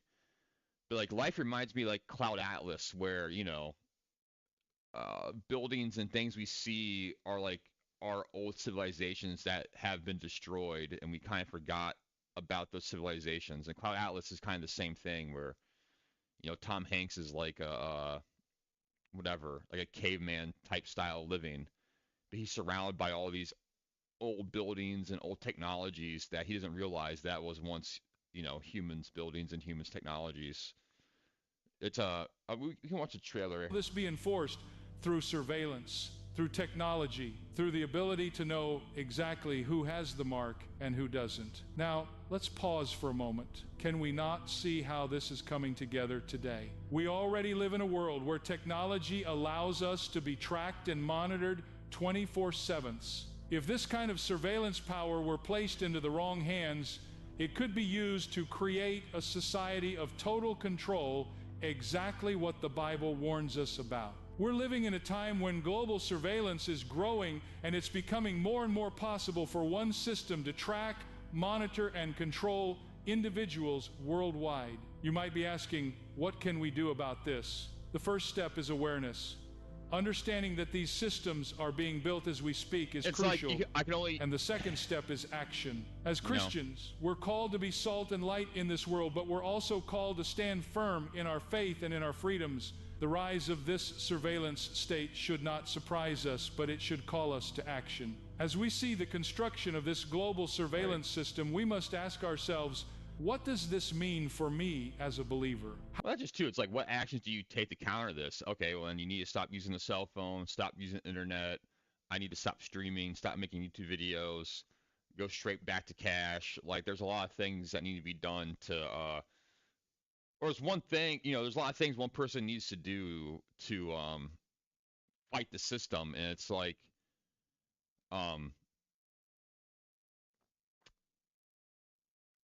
I guess the question is like, yeah, it's quite interesting. The more you think about it and the deeper you get into it, because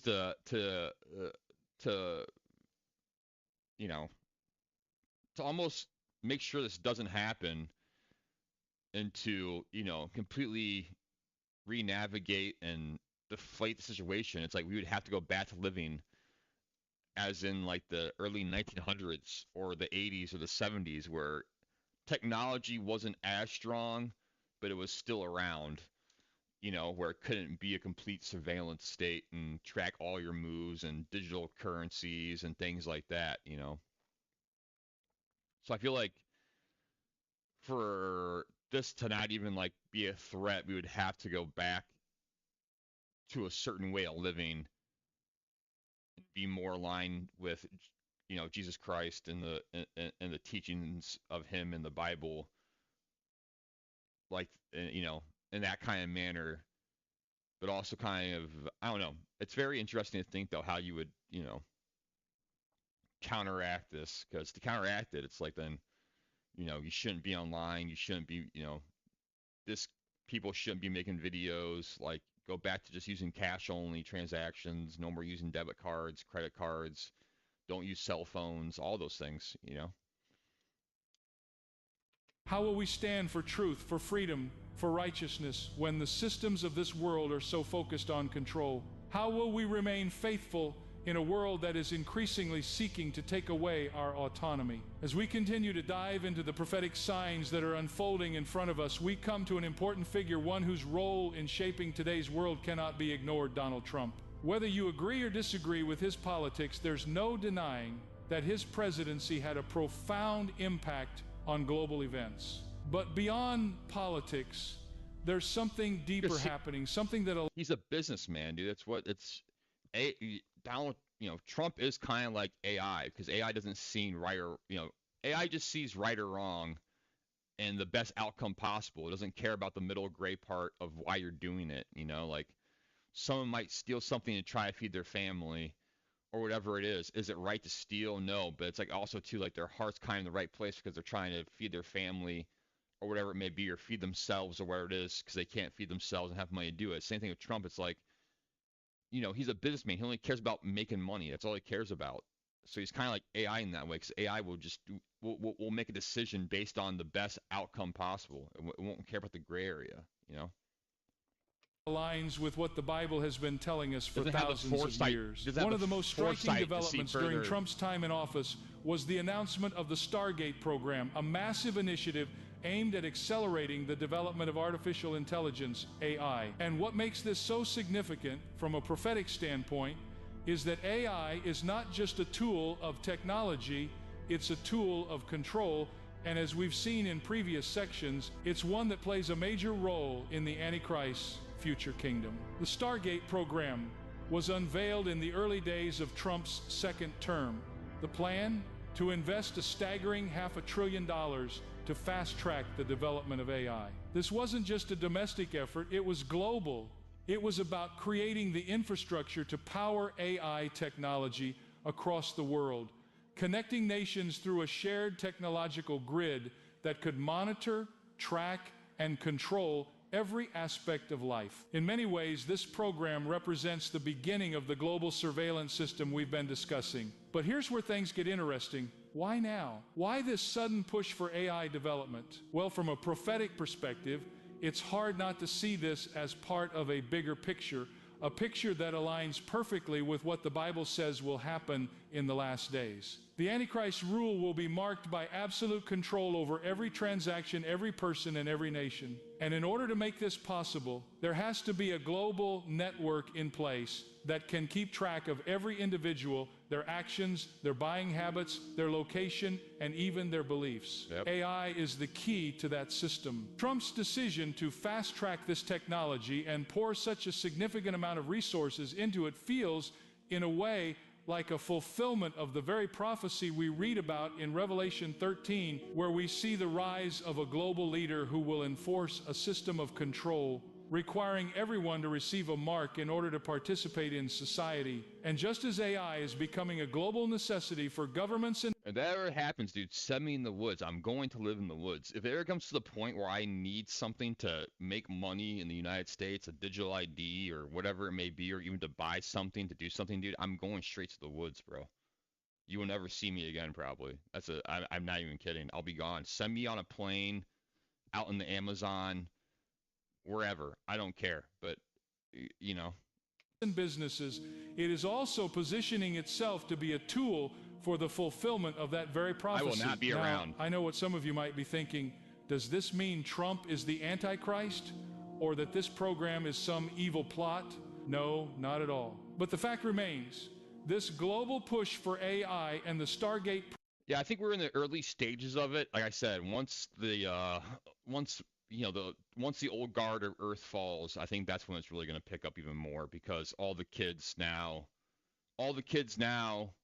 you know, are being like indoctrinated and brainwashed and like put into the system of, oh, it's cool, it's fun, and they're already being trained how to do it and how to use it. So I say like 30 years from now, I want to say it's when it's really going to pick up and like really, really get heavy into it. Just because it'd be kind of hard to do it now, because you can't have, half, I don't even know what the half the U.S. population is. What's the average age of the U.S. population? Let's find out real quick. Let's see here.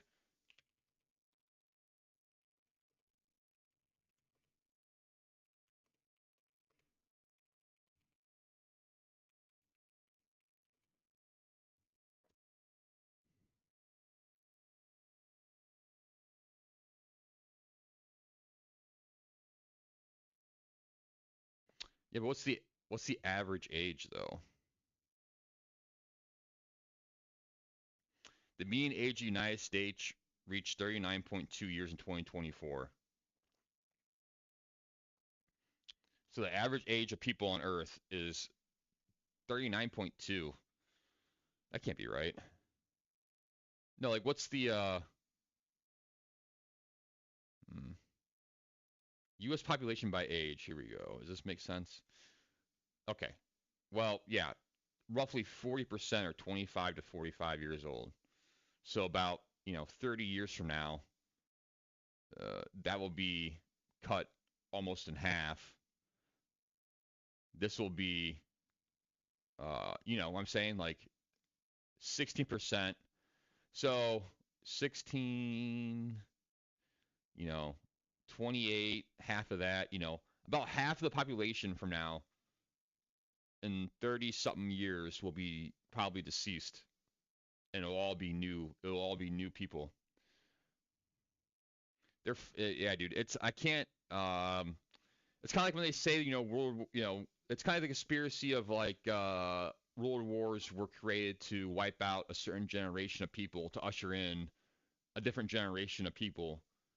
Kind of like the same thing might be happening to us right now, is like things are being done and created to usher out the old people of this world to bring in a new one to indoctrinate them for this new system being put into place. Program is a step forward in fulfilling the prophetic timeline. Trump's role is more about being a catalyst, a figure who, whether intentional or not, I'm just saying, accelerated the development of the very technology that the Bible warned us would play a pivotal role in the Antichrist's rise. And that's something we need to think about as believers. The prophetic clock is ticking, and these advancements are not just coincidences, they are pieces of the puzzle falling into place, preparing the way for the fulfillment of God's word. We must understand that the forces at work are not just political, they are spiritual. The Stargate program was not just about advancing technology for the sake of innovation. It was a massive investment in creating a technological framework that could control the global economy,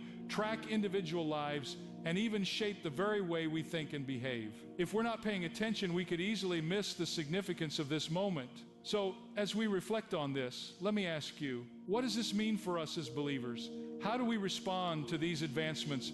Are we simply going to sit by, assuming everything will work out? Or are we going to take action, understanding that the world is rapidly changing and the prophetic fulfillment is accelerating? As we continue to look at the unfolding signs of the question is, can you stop can you stop prophetic fulfillment is the question. I don't know, like, is it possible to stop all this? Or does it have to happen? That's the thing. Can you stop it, or does it have to happen? I almost think it has to happen, just so, like, lessons are taught. And I think, like, I don't know. Because it's like the same thing. It's like if you help people so much and you baby them and you cuddle them, you know, they never learn anything on their own. They never learn how to actually like do it on their own or whatever it may be, you know. Same thing, that same parable, man. It's always that same parable, dude. That's like might be the most you know,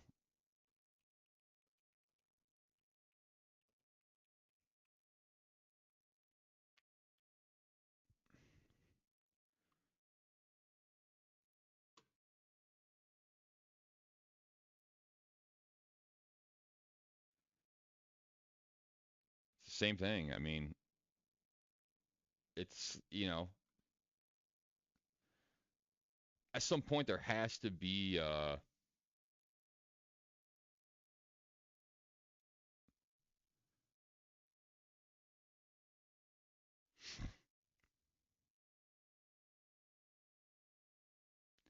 it's the same thing that has to it has to almost happen. Like I feel like it almost has to happen for people to understand and fully like get all of it, you know. I feel like that has to happen almost in a way. Like it has to be fulfilled.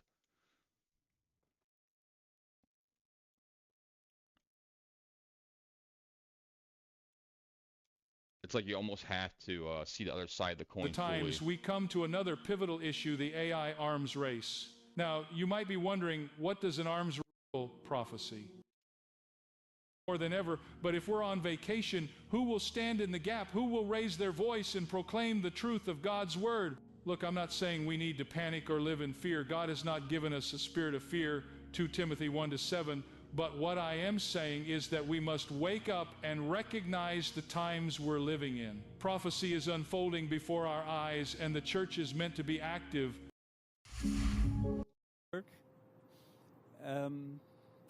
The conclave itself, I believe very strictly about the secret of the conclave, even though I resigned myself to the fact when I saw how things were going. Hot dog man, donkey cart man, eyelid alarm, and running water.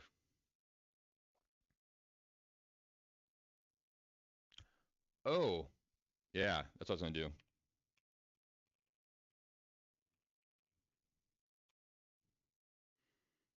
Cloud Atlas.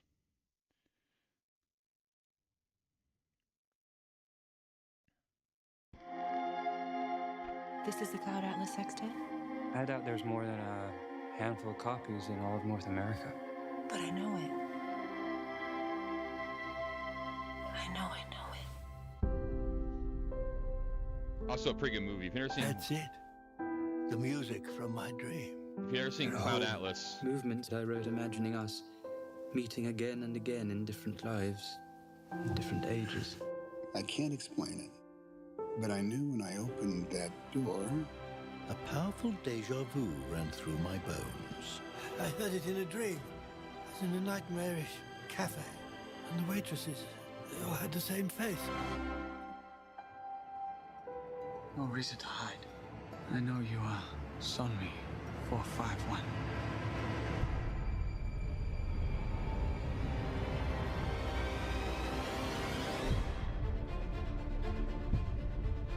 Yesterday, my life was headed in one direction. Today, it is headed in another. You ever think the universe is against you?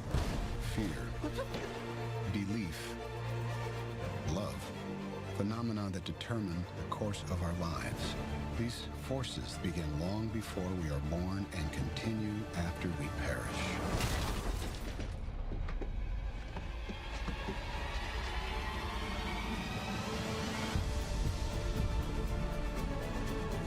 Our lives are not our own. We are bound to others, past and present. And by each crime and every kindness, we birth our future. I won't let you go again. This is a pretty good movie. I believe there is another world waiting for us. A better world. I haven't watched it in a very long time, though. I'll be waiting for you there. Yeah. Cloud Atlas. U.S., man. Pretty good.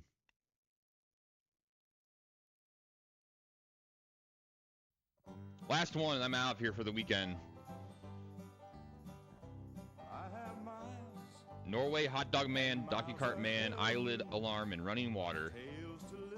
Charles Kurlat. Kurlat. Oh, my legs.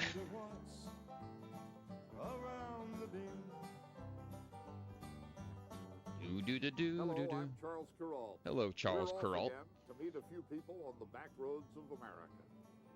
These are people you know, not from the front pages. They've never been on the front pages.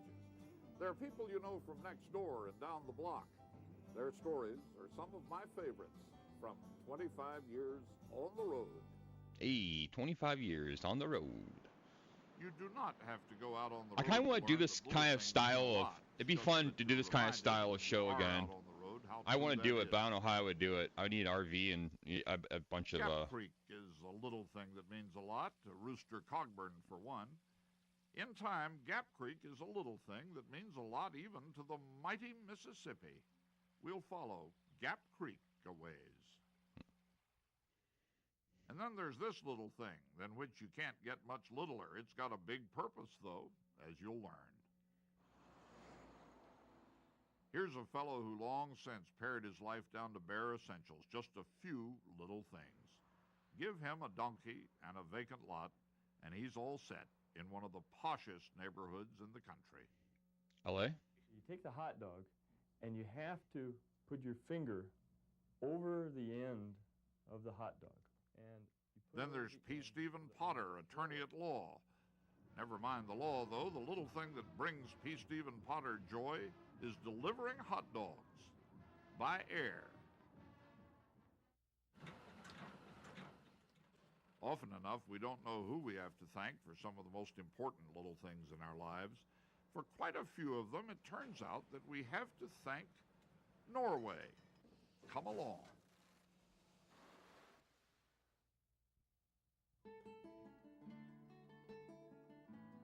4,000 years ago, it must have occurred to a Norwegian who lived on a snowy hill that it was foolish to walk down if he could slide down. Norwegians are no fools. There's a 4,000-year-old cave painting of a Norwegian on skis. So let's wave the flag for skis, a Norwegian invention. And let's have a cheer for Norwegian inventiveness. Jarlsberg cheese, for example, has holes in it like a certain other cheese. But Jarlsberg is purely Norwegian, and hear this, Norway exports it by the ton to Switzerland. Think about it. And cheese slicers, of which there is a dazzling variety in the stores here. Why not? The cheese slicer was invented and patented in the 1930s by Thor Bjorklund of Lillehammer, Norway. We used to have these big goat cheeses, explains Thor's son Trygve. My father had to cut the cheese with a knife like everybody else, thick slices, and there were a lot of children in the family. My father was irritated that the cheese went too fast. You see, necessity really is the mother of invention. The Bjorklund family company still sells about 1 million cheese slicers a year from right here in Lillehammer. Then there is this, the whole basis of the Norwegian economy once upon a time. This, a dried haddock or cod or something. Pretty hard to tell what it used to be. As far back as the... Let's do a different one. I'm not into Norwegian stuff. No offense, but... I have miles and miles ahead of me. Tales to listen to. Time to spend. Up ahead, the road is bending. Wonder what's around the bend. Hello, I'm Charles Kuralt. We're off again to meet a few people on the back roads of America. These are people you know, not from the front pages. They've never been on the front pages. They're people you know from next door and down the block. Their stories are some of my favorites from 25 years on the road. Consider this a short course in determination. We will follow along after Lewis and Clark, those fiercely determined explorers who set out once upon a time to paddle clear across the country. They would have done it, too, but for Idaho's river of no return. We'll tarry a while in New England to watch some folks determined to turn their wood piles into works of art. Okay. What Joseph Charles decided he would do after he retired was this. He would stand on his little corner of the world every weekday for a couple of hours, come rain or come shine, to wave to people. Well, why do you do it? Because I love it. I love to see people smile. But if determination is our interest, we'd better go first to Hartford, Connecticut, to meet the man who will always define that quality for me. No one ever dug his heels in harder than Dominic Latorre. They say we're a plastic society, but I don't know. Out here on the road, I keep running into nonconformists, characters. I knew someday I'd run into the one who could win the prize for stubbornness and survival against the odds. I think I just found him. He's in that ugly little building over there on the corner of Columbus and Grove. Nicky the Chicken Man. You realize I've been here over 40 years? Wow. That's right. That's right. Matter of fact, this has been my life. I was born at the corner of State and Front, and I worked here the lifetime. Simple as that. Dominic Latorre has spent his whole life in the business of live chickens and survival. His little Connecticut live chicken store survived the Depression, several floods, the war, and redevelopment. When the city tore down the old Italian neighborhood, Nicky Latorre refused to go.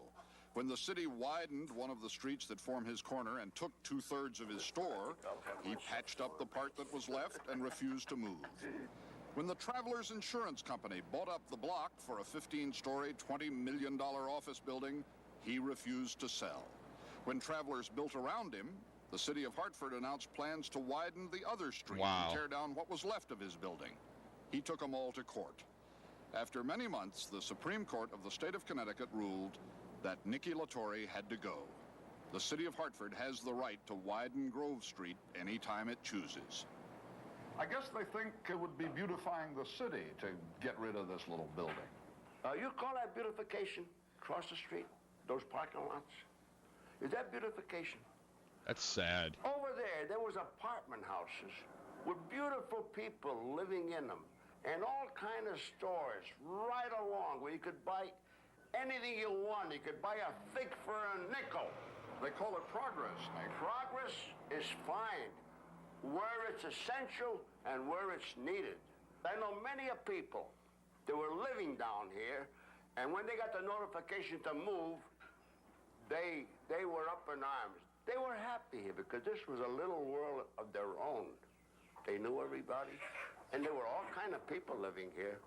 Italians, Polacks, Chinamans, colored, made no difference. We were one happy family. Why do they want to eliminate this business? I really believe, I think it's a thorn in the side of my friend, the Travelers Insurance Company. Now here, the council, our illustrious council, decides that that street needs widening. The city council? The city council.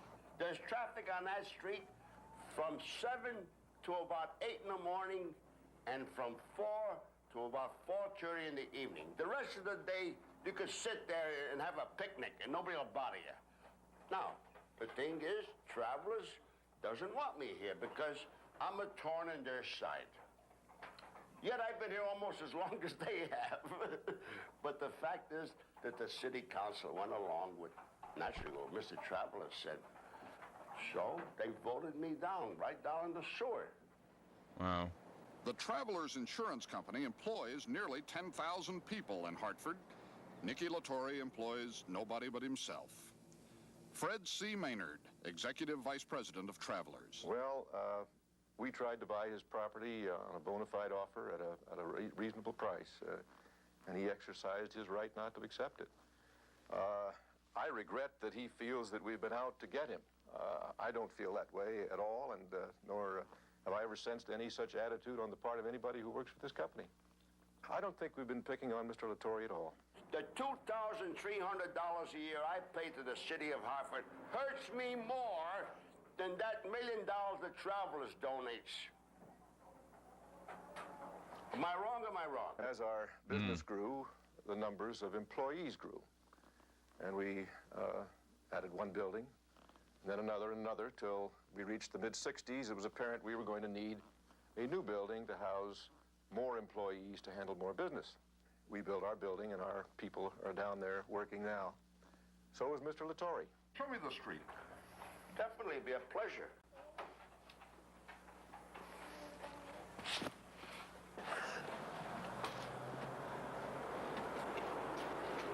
That's Grove Street. This is Grove Street. When they built that building, they put that sidewalk in there prior to any other mischievous thing at all. He said, this guy isn't going to stay here. How's he going to buck us? But they are city planners, and he is just Nicky the Chicken Man. Sooner or later, they will widen Grove Street, and Nicky Latore's stubborn holdout will be over. There will be nothing on this corner to show that there ever was such a thing as the Connecticut Live Poultry Store. So now you're just living on borrowed time. So now I'm dying by the inches. I wish I knew where I stood. That's right.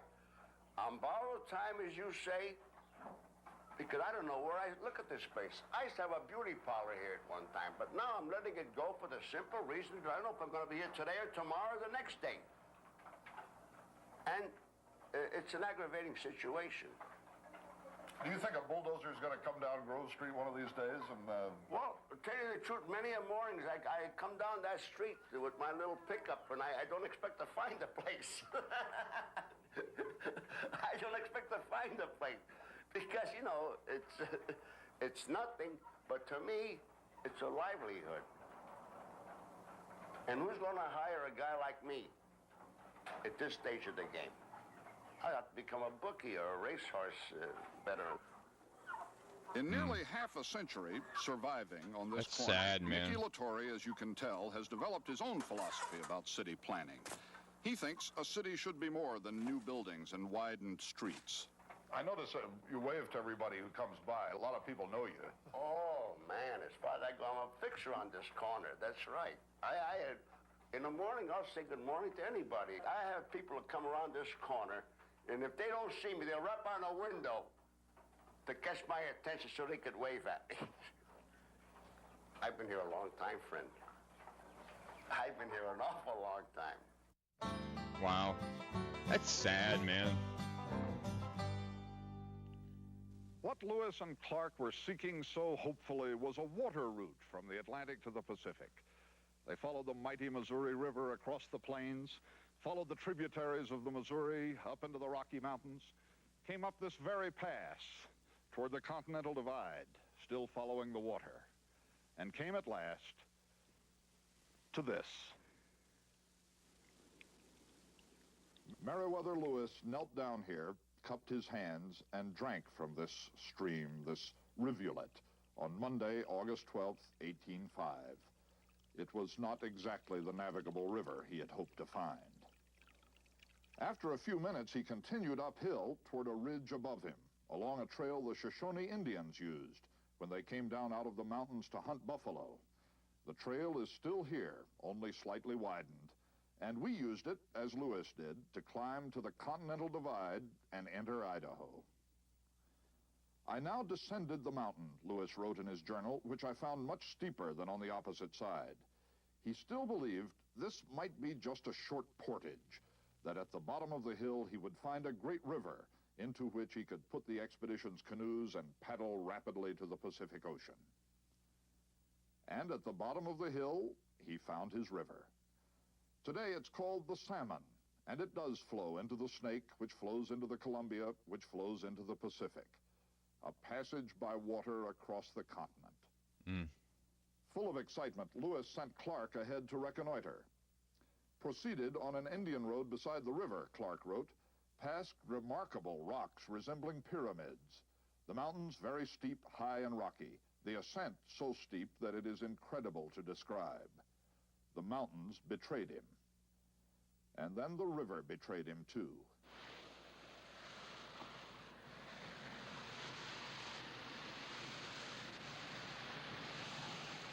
We took a jet boat on the Salmon to see what Clark saw that day. The river is almost one continued rapid, he wrote. The mountains close. There is a perpendicular cliff on each side. The water runs with great violence from one rock to another, foaming and roaring through rocks in every direction. The passage with canoes is entirely impossible.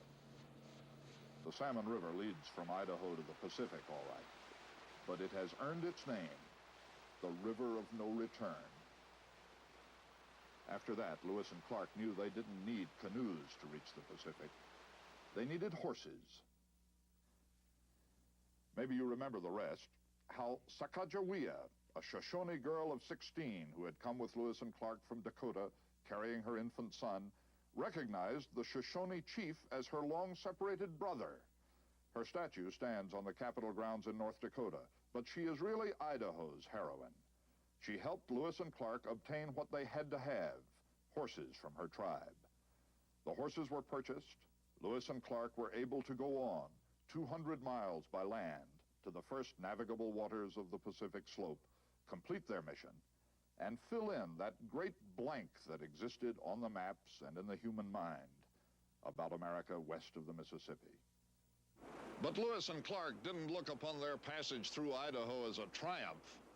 In fact, it was one of the greatest disappointments of human history, because Captain William Clark, standing here, knew to a certainty what no one else on Earth knew until then, that you cannot reach the Pacific coast and Asia by sailing west, that there is no Northwest Passage. The Salmon River dashed to pieces the expectations of 300 years. The dream of Columbus ended here.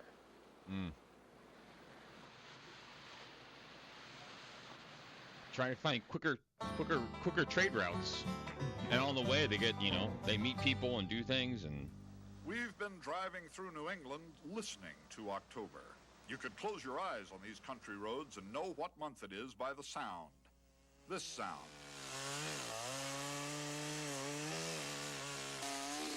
And this one. And this one. Wood being cut and split and wood piles built.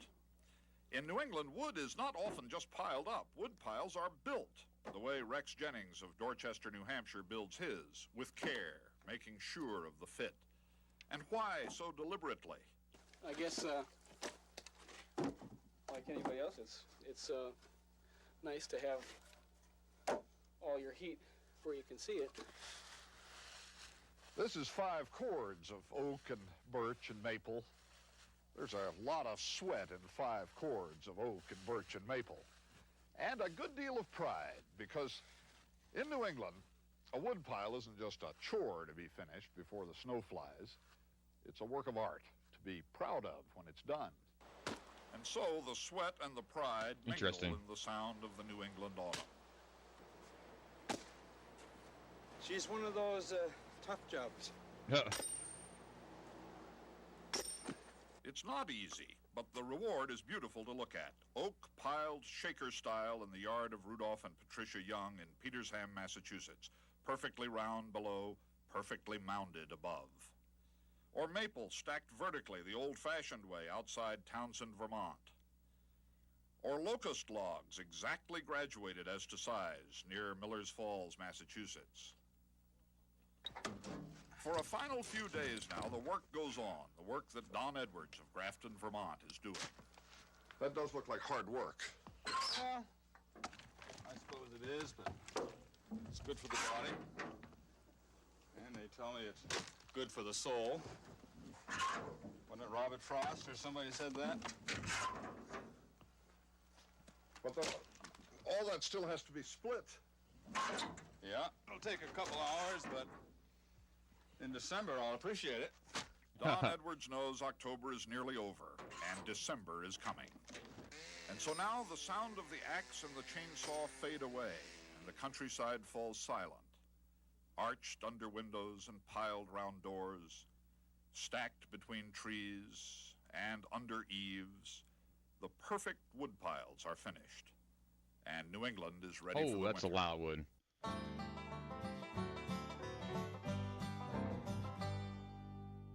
When Joseph Charles retired, at first he couldn't figure out what to do with himself. He sat around the house, puttered in the garden, until finally he figured out a new career.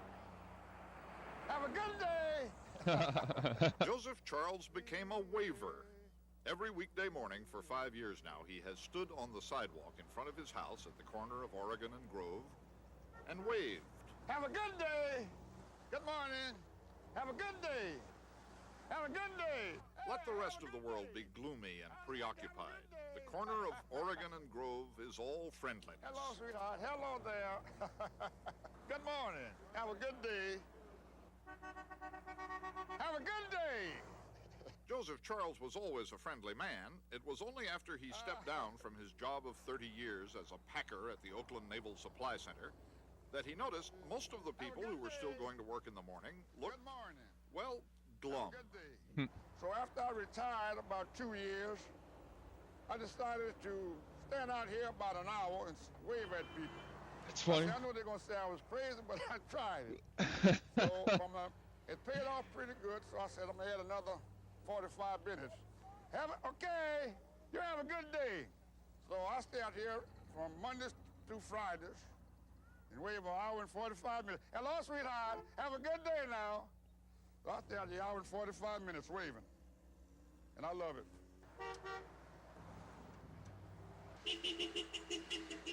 There must be some people who just think you're some kind of nut. My wife even much thought it. My wife looked out the window one morning, saw me waving, and she told me, said, Joseph, come on in this house. You must be crazy. One came by and said, man, he said, let me tell you something. You must be a communist. I said, no, I'm no communist. I said, why I got to be a communist to do this? I said, what's your religion? I said, well, that's all about my religion. Don't have a thing to do with this. I said, well, what party you belong to? I said, well, that's my business. And, are there some who just won't wave? That's right. It's got some who won't wave. Have a good day. They got 2 passes here practically every morning for the last 4 years. They wouldn't wave at me for nothing. They wouldn't wave for nothing. Well, why do you do it? Because I love it. I love to see people smile, and this helped them to smile. I thought it wouldn't. It paid off. If they did say I was crazy at one time. Have a good day. Hello there. How you doing this morning, partner? You doing all right? You have a good day here? When Joseph Charles says that waving has paid off, he certainly doesn't mean in money. But he takes his job as seriously as you and I take ours. He pulls on his fluorescent orange gloves punctually at 7:45 a.m. and does not stop waving until 9:30, rain or shine. And this is his payment. This. And this. Have a good day. And this. And this. Have a good day. Hello there. You makes my day. Of course, the truth is, he makes their day. Good way. Have a good day. Well, time to say goodbye until our next trip together. We've heard about a story up the road here, but we kind of hope we never get there. With luck, we'll stumble upon something more interesting along the way. I can see the road is bending. Wonder what's around the bend.